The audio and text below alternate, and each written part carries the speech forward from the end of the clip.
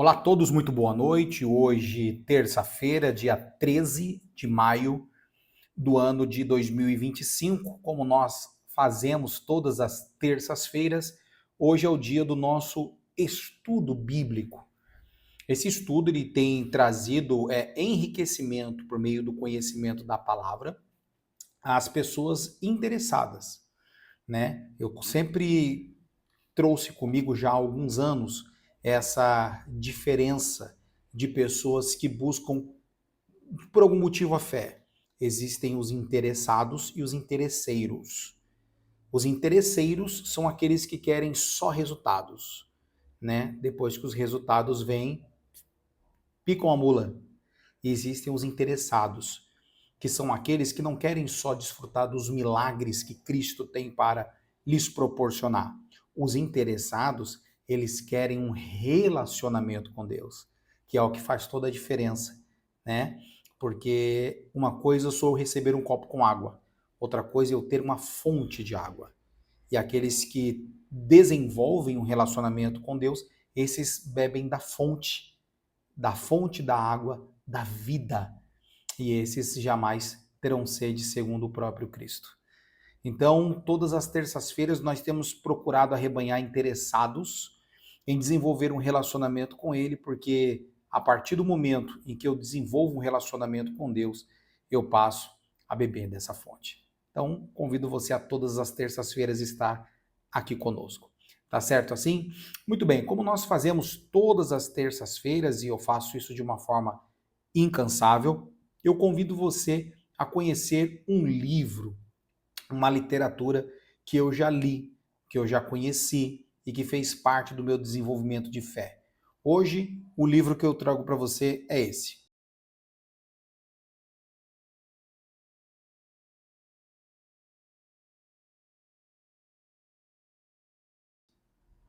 Curar Enfermos e Expulsar Demônios. É um livro do T.L. Osborne, um livro que eu li há já muito tempo também, que enriqueceu a minha fé, que me ajudou principalmente quando eu comecei no ministério.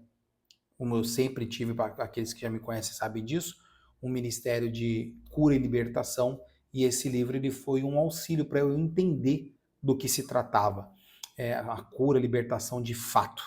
Não um teatro, não uma coisa passageira, mas resultados fáticos. Então, isso eu tenho buscado proporcionar às pessoas que têm acompanhado os meus vídeos. Passo a informação daquilo que já me trouxe benefício e que, obviamente, resultou na minha vida e que tem resultado na vida de muitos também. Então, nós vamos nos preparar agora para a mensagem de hoje, né? Hoje nós vamos trazer um tema que é justamente negligência versus diligência com relação às coisas da Bíblia. Negligência versus diligência é o tema de hoje. Mas, antes de nós entrarmos nesse estudo, eu gostaria de fazer uma oração com você. Se você puder aí, feche seus olhos, vamos entrar em oração, pedindo a Deus que nos dê direção. É muito importante que a direção venha do Espírito Santo, para que a gente não caia no engodo, no engano, e automaticamente a gente possa executar isso da melhor forma. Feche os seus olhos. Deus querido e amado, em nome de Jesus, nós entramos em Tua presença nesse instante para apresentarmos ao Senhor a vida de cada uma dessas pessoas que estão acompanhando comigo nesse momento esse vídeo, que ele seja esclarecedor, que ele seja, meu Deus, até mesmo libertador, para que todas as pessoas que tiverem esse acesso e tiverem coragem de colocar em prática, venham desfrutar do melhor que o Senhor tem para aqueles que creem em Ti e confiam. Eu peço ao Senhor que frustre os planos do mal e que nos dê entendimento para que a gente possa, de fato e de verdade, ouvir a Tua voz, em nome de Jesus. Se todos creem, digam amém. Se você concorda, diga graças a Deus. Então vamos lá. O que é ser diligente? Vamos começar com a diligência.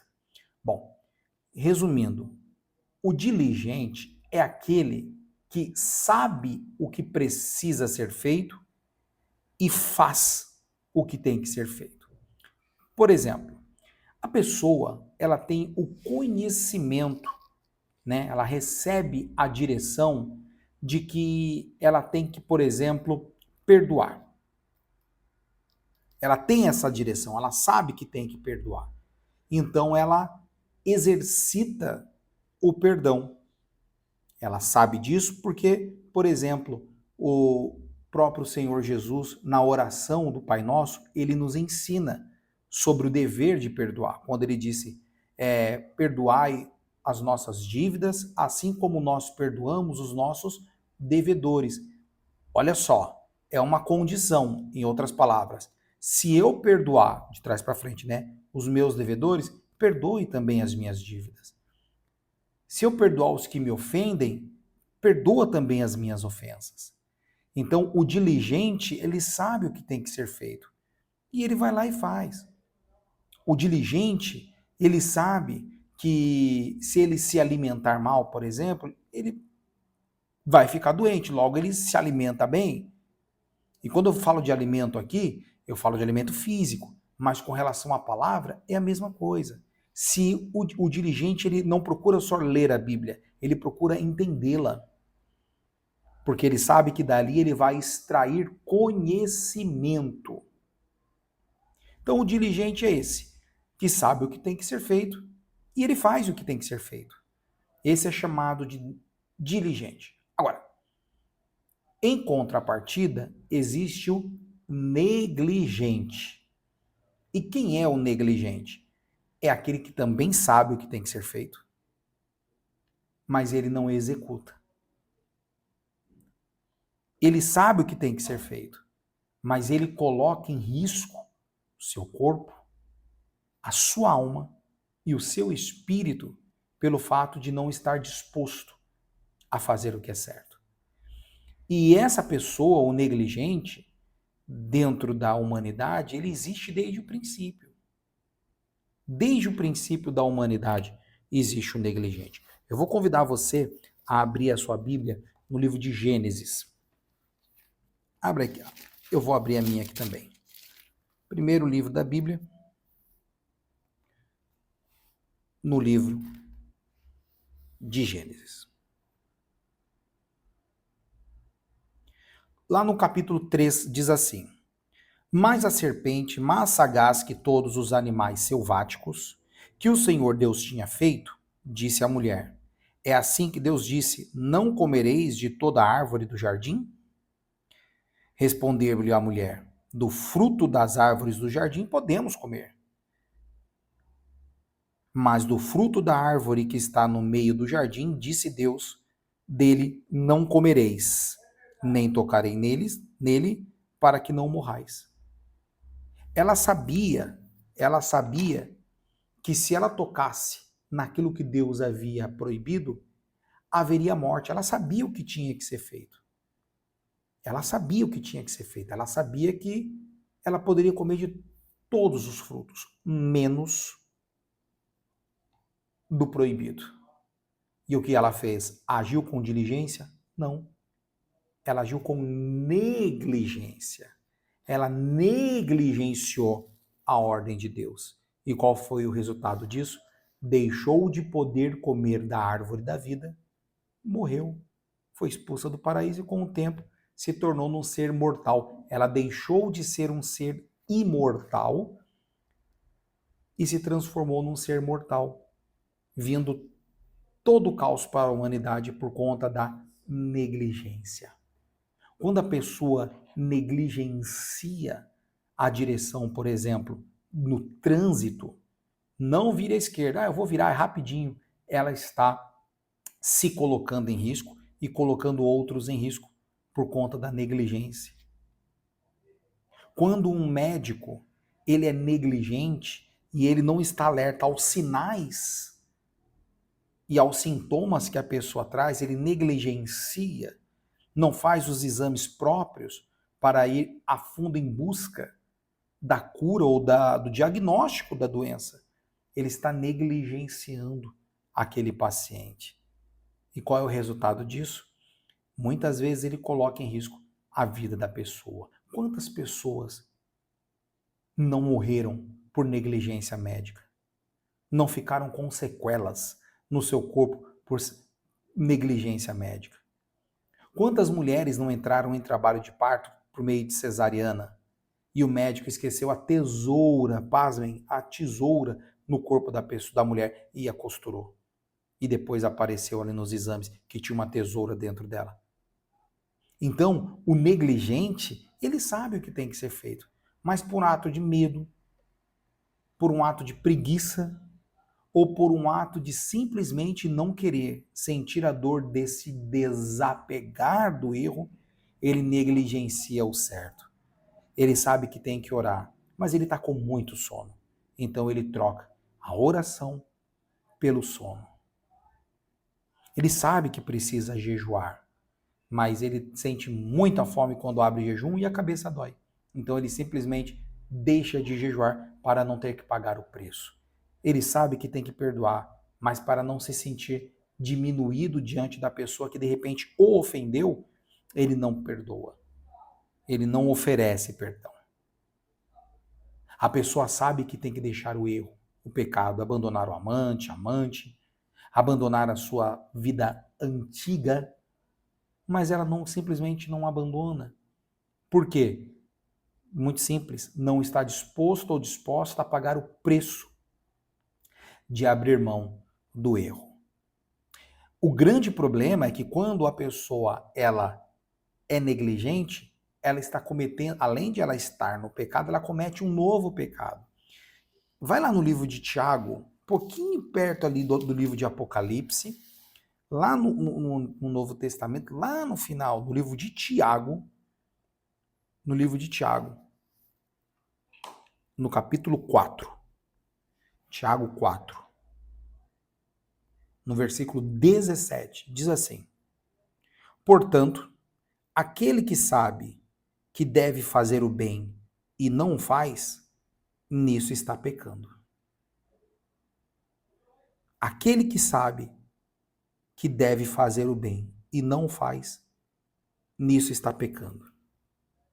Se eu devo ser justo e eu estou sendo injusto, eu estou cometendo pecado. Então você veja quantas pessoas, mesmo estando dentro da igreja, tendo sido batizadas, tantas pessoas, mesmo conhecendo a Bíblia, sendo dizimistas, sendo ofertantes, estão em pecado. Continuam vivendo uma vida de pecado e por isso não conseguem desenvolver um relacionamento com Deus mais íntimo, porque estão agindo de forma negligente. De forma negligente. Eu não quero falar de Jesus, eu não quero que as pessoas me taxem de religioso, vão achar que eu sou muito chato, muito chato. Ué, se você sabe que tem que ganhar almas, porque a Bíblia diz que aquele que ganha almas não é chato, é sábio. Então você se expõe. E quem não gostar? Azar. Mas eu não vou negar a minha fé e nem vou deixar de falar daquele que me salvou.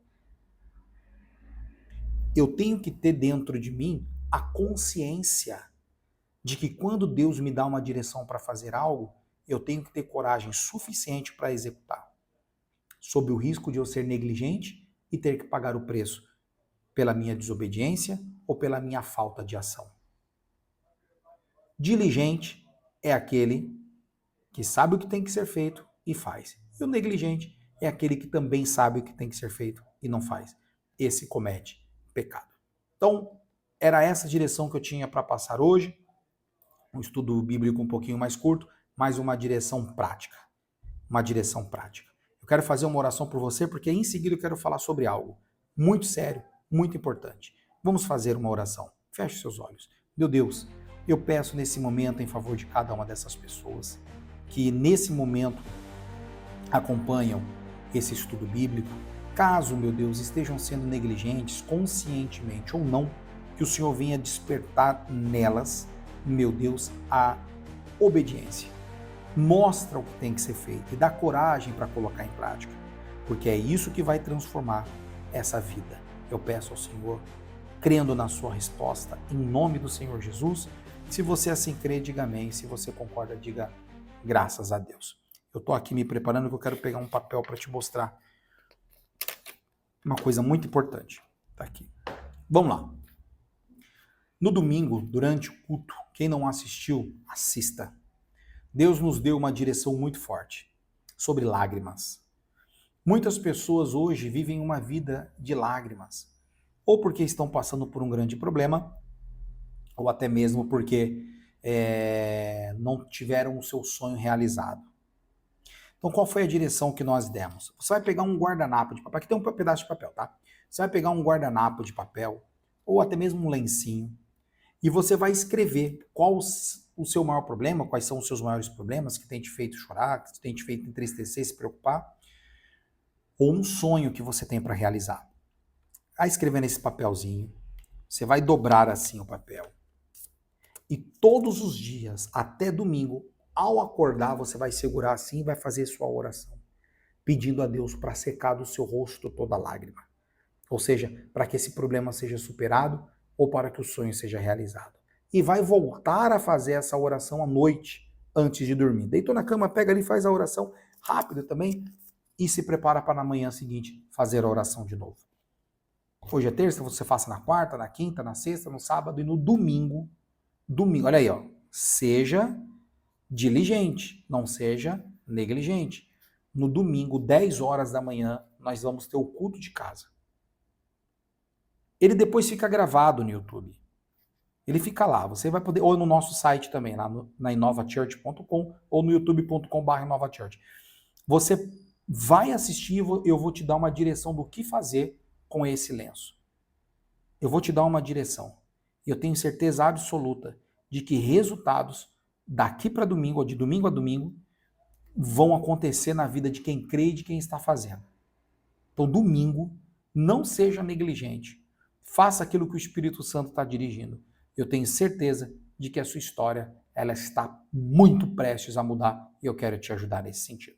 Tá bom? Domingo, 10 horas da manhã, eu espero por você. Eu fico por aqui. Desejo a você uma excelente continuação de noite, caso esteja me acompanhando da noite, óbvio. E domingo nos vemos. Forte abraço, beijo no seu coração e até a próxima.